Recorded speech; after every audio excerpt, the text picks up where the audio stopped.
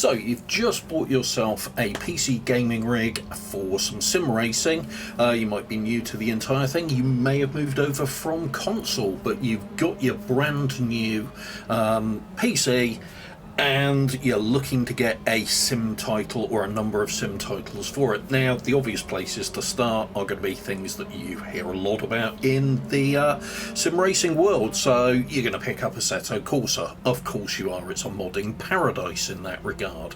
And you're then going to start looking around for other things, maybe pre-ordering some of the new titles that are coming out. But I would strongly recommend you to head down a little bit more of an unusual route and a title that's starting to get a lot more attention that it deserves, and that is RaceRoom Racing Experience. So it's been a little while since my last video, and my apologies for that, but I am now back with you, and in this one I want to talk to you about why RaceRoom Racing Experience is such a good title for first-time sim racers on PC. And there are a number of reasons behind this and why it's a title I still to this day really like, and it has been around quite a while. So, one of the great things about RaceRoom Racing Experience is that, well, you can try it for absolutely nothing. It is basically a free-to-play model where you then purchase cars and tracks to add on to it in your own way, and I want to talk a little bit about that side of things as well. But let's have a look at what you get when you first purchase for free RaceRoom. So you get a reasonably good collection of cars. Now, in all honesty, most of them are of the fantasy car types with a few exceptions. So you do have the BMW 134 Judd V8 in there. You've got a Saleen S7R, and you've then got a collection of kind of sports GT and prototype cars thrown into the mix as well. There's also a Formula RaceRoom Junior, which is a great little car to get started on, and you also get 5 tracks. So you get Sepang, you get Portimao, which is a great inclusion for a free track. You get Lakeview Hill Climb, which is a hill climb track that, in all honesty, hill climb's never really caught on that well in RaceRoom, but you still get it.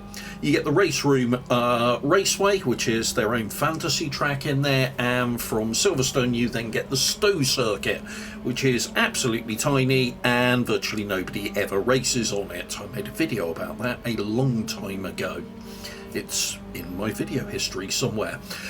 And that's what you get. So, is it enough to go online racing with? Well, to be perfectly honest with you, no, it's not really, but it is more than enough for you to be able to try the title out with a variety of cars. So why would you bother?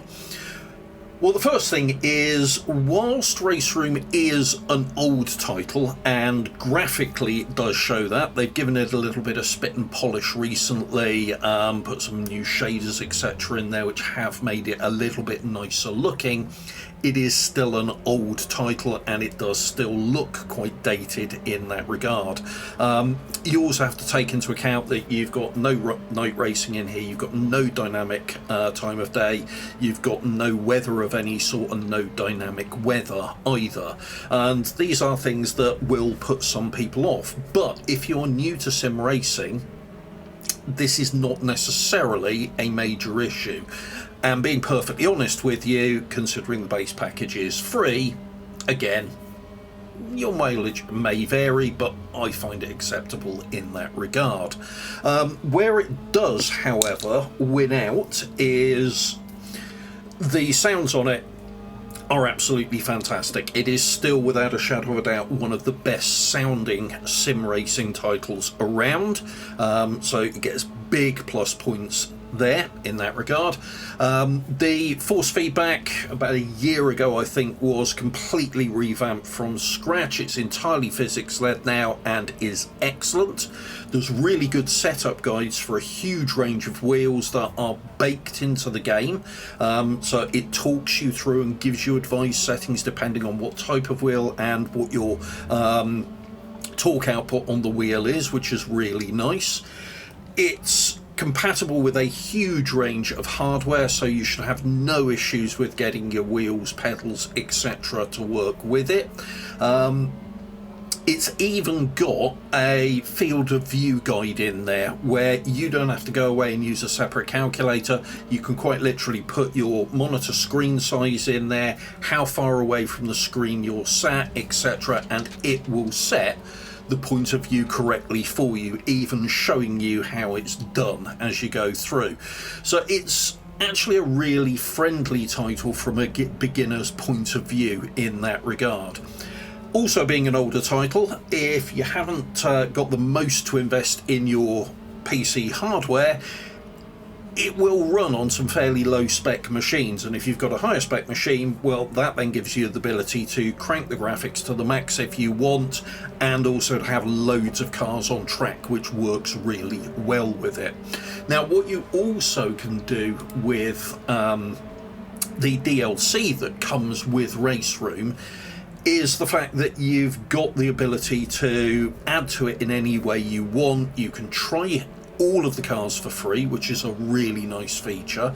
You are, if I remember correctly, limited to the RaceRoom Raceway in regard to that, and they do have sales on the DLC packs quite regularly as well, but we'll come on again, as I mentioned, and talk about that in a little bit more detail in a little while. I've gone off on a tangent there, because what I also wanted to talk about was the physics, and RaceRoom actually has some genuinely great physics in it. You know, for its age, again, it's a really good solid package in that regard, and if you have come over from consoles, it really is a genuine step up in terms of the physics for most of the titles that you're going to have been used to on console. So it's a good introduction, and yeah, you're not going to become a rainmaster with it because of the lack of weather, etc., etc., but it is more than enough, and the physics are more than strong enough to get you to the basics and allow you to adapt to other titles on console, sorry, not on console, on PC in the sim racing world. Now, I mentioned I wanted to come on and talk about the DLC model because it can be quite daunting when you first go into it, particularly as it runs on a virtual currency that you have to buy using actual money, which is not something I'm a big fan of, but there are a lot of guides out there on how to maximise your buying prices for those, because if you buy the virtual currency in bulk, that reduces the cost of it. You basically get more virtual currency for your money, and you can then spend that as you want to.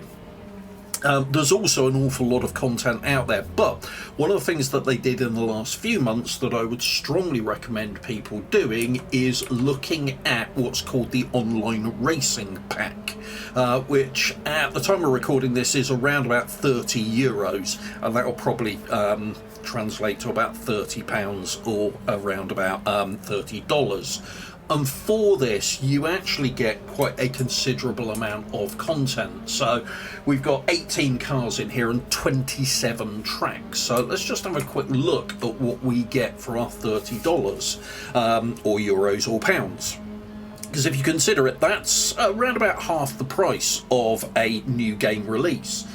So you get a good cross-section of vehicles in here. So we've got things like the Formula RaceRoom 3, we've got the 992 Porsche GT3 Cup car in a couple of different forms. We've got a couple of touring cars in there. You've got the BMW M2, some more open wheel stuff. GT3 cars, the little NSU TTS, which is ridiculous fun. It really is. A super touring car to have a go at. DTM cars, both old and new. GT4s, GT3s, Audi TT Cup cars, Mazda MX-5 Cup car, which is what the video you're watching was recorded with me driving. And you've then got a huge number of circuits available to you as well.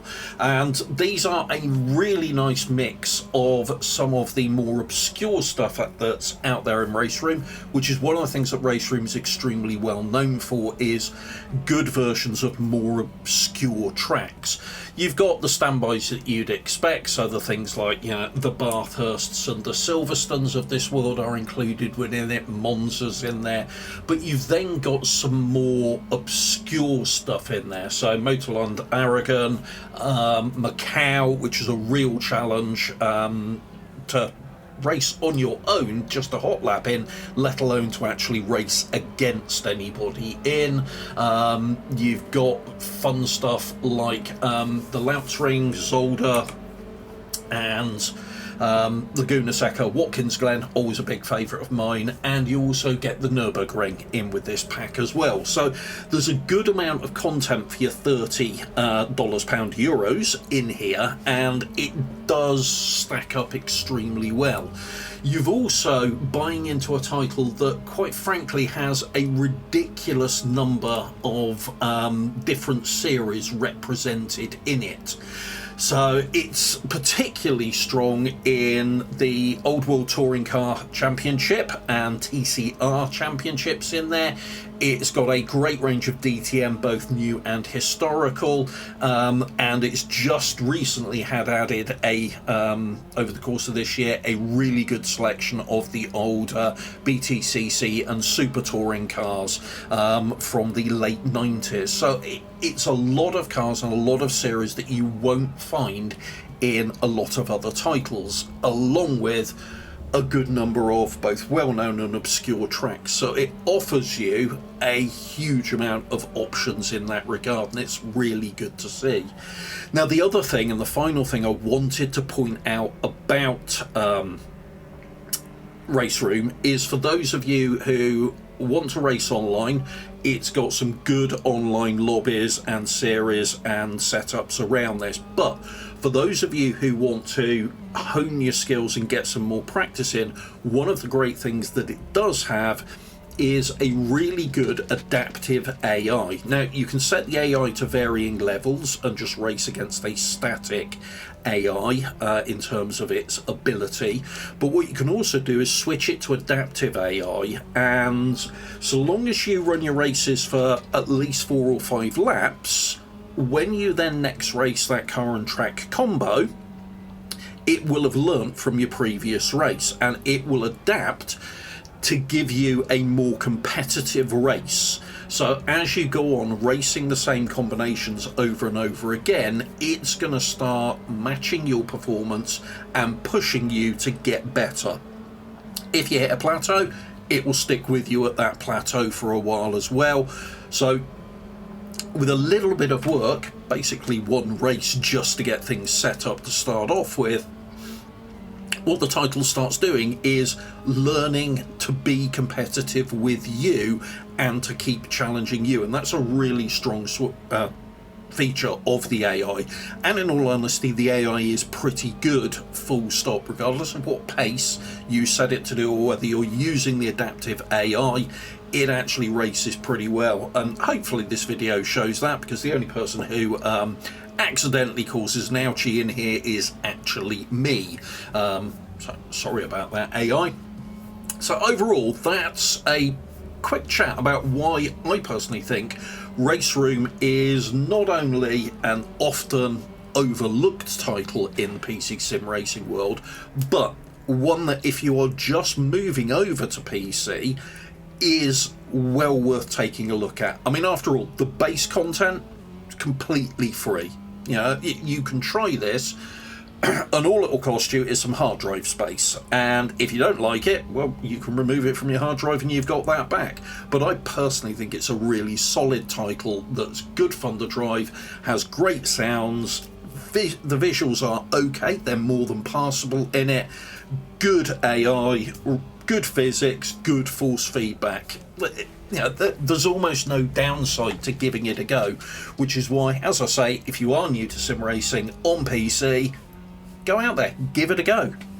So if you do, let me know what you think in the comments down below. I'll be really interested to hear. And if you are currently someone that drives RaceRoom or have driven RaceRoom, let me know what your thoughts about it are down in the comments as well. That's all for this video. If you have enjoyed it, please do give it a thumbs up. And if you want to see more content like this, please do hit the subscribe button. And thank you very much for watching, listening, and I hope you found this video useful. Take care, everyone. Okay, bye bye.